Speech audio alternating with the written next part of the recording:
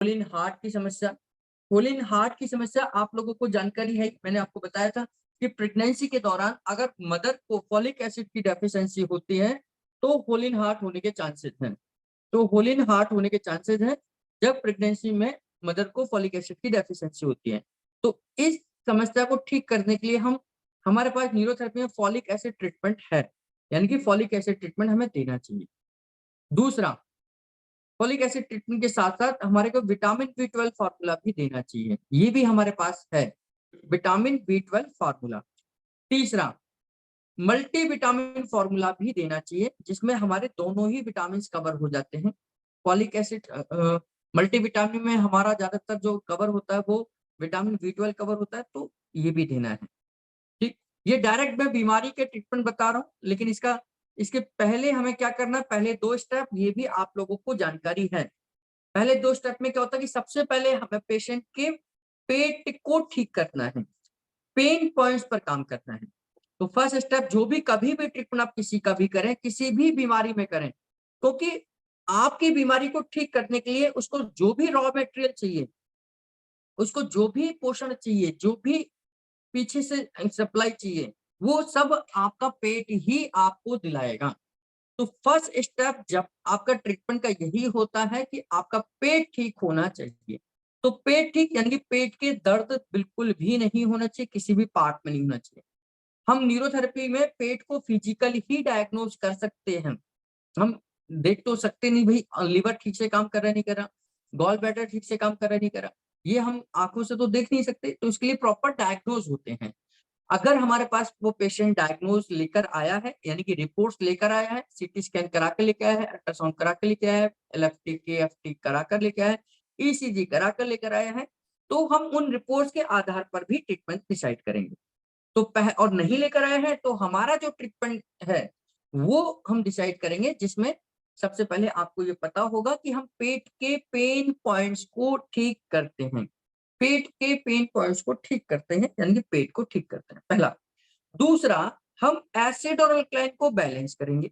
हम एसिड और अल्कलाइन को बैलेंस करेंगे, तो ये हमारा दूसरा स्टेप होगा। तो ये मान के चलिए 10 से 15 दिन आपको इन्हीं 2 स्टेप पे काम करना है।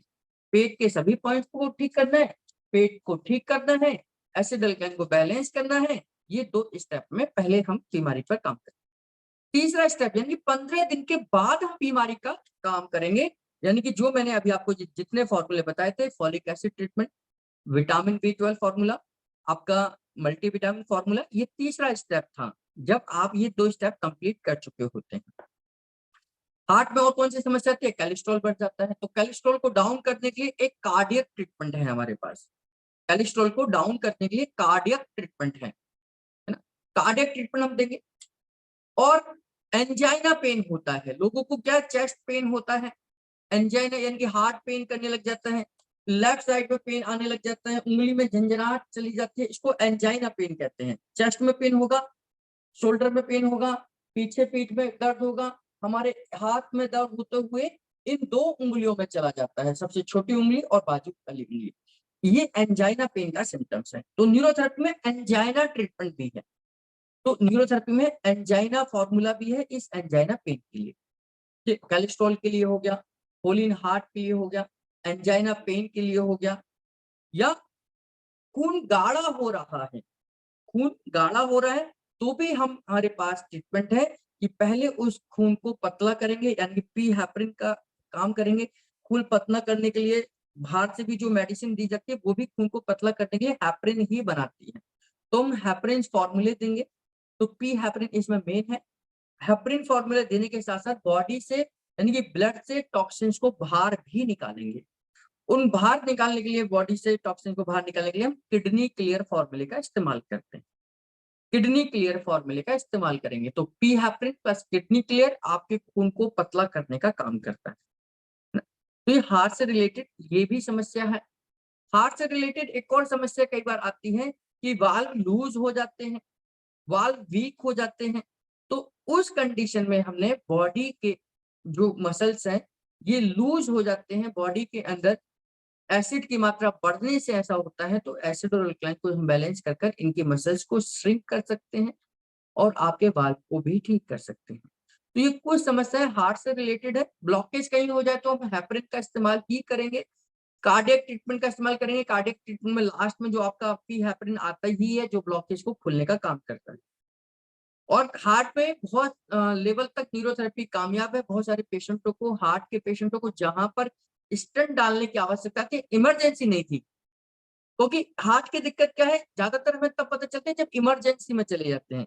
तो इमरजेंसी अगर नहीं है तो आप हार्ट की समस्या को न्यूरोथेरेपी से ठीक कर सकते हैं। लेकिन इमरजेंसी है तो उसके लिए तो फिर एलोपैथी है ही है।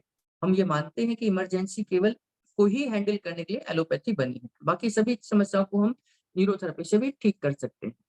आपको कोई और समस्या नजर आती हो कि सर ये समस्या हमने हार्ट की ओर देखी है, इसमें क्या है, तो भी आप पूछ सकते हैं।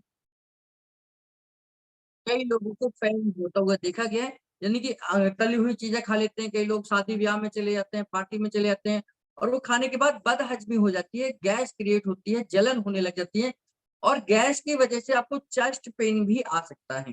चेस्ट में भी पेन आ जाता है, भारीपन आ जाता है, जिसको कई बार हम हार्ट का पेन समझ लेते हैं। तो डॉक्टर के सर्वे के हिसाब से रात में होने वाला अचानक से पेन 80% गैस का होता है, 20% ही हार्ट का होता है। तो अगर हम इमरजेंसी में चले गए तो डॉक्टर स्टंट डाल ही देगा, क्योंकि आज की डेट में अगर हम किसी भी 40 एज से ऊपर का अगर किसी का ईसीजी करा दें तो कहीं ना कहीं ब्लॉकेज आएगी। तो इसका मतलब है कि जहां जरूरत नहीं थी वहां पर भी आपको स्टंट डल जाता है। तो 80% रात को अचानक से होने वाला दर्द गैस का भी हो सकता है, और गैस का ज्यादातर देखा गया है। तो गैस के दर्द की वजह से भी आपको चेस्ट में भारीपन, दर्द आ सकता है। लेकिन अगर आपने गैस का ट्रीटमेंट दिया, क्योंकि आप न्यूरोथेरेपिस्ट हैं, आपने ट्रीटमेंट दिया, थोड़ा सा उसे सर्कुलेशन पहुंचाया, हल्का उसे रबिंग करी, थोड़ा वाइब्रेट करा, और उसका दर्द ठीक हो गया, तो गैस का ही दर्द था। क्योंकि हार्ट का पेन तो आपके ट्रीटमेंट से तुरंत ठीक नहीं होगा। ऐसा नहीं कि कोलेस्ट्रॉल की वजह से कोई ब्लॉकेज हो गई है तो आपने उसे दबाया, थपकाया तो ब्लॉकेज खुल गई, ऐसे नहीं होगा, उसमें टाइम टेकन है। लेकिन हाँ, गैस रिलीज जरूर हो सकती है। तो गैस की वजह से हार्ट में होने वाले दर्द को समझना है, फिर उसके बाद ही ट्रीटमेंट करना है। तो 5-7 मिनट अगर आप उसे ट्रीटमेंट करेंगे तो गैस में तुरंत आराम आ जाता है न्यूरोथेरेपी ट्रीटमेंट से। और नहीं तो फर्स्ट एड तो आप दे ही दीजिए, यानी कार्डियक ट्रीटमेंट है, टॉफिंगर है, एनएनएस है, सीएनएनएस है, न्यू सीएनएनएस है, पी हेपरिन है। ये फॉर्मूला आप दीजिए जब तक इस हॉस्पिटल में नहीं पहुंच जाता पेशेंट, तो कम से कम जो मेजर दिक्कत होने वाली थी वो कम से कम रुक जाएगी। और हो सकता है कि वहां जाते जाते तक अगर गैस की वजह से हुआ है तो आपका वैसे ही ठीक हो जाएगा, है ना। वहां जाते जाते तक अगर आपका ठीक हो गया तो फिर आपको कोई दिक्कत ही नहीं है, कोई स्टेंट डालने की जरूरत नहीं है। नहीं हुआ और पेन ज्यादा है तो फिर इमरजेंसी में आप दिखा ही रहे हैं डॉक्टर को।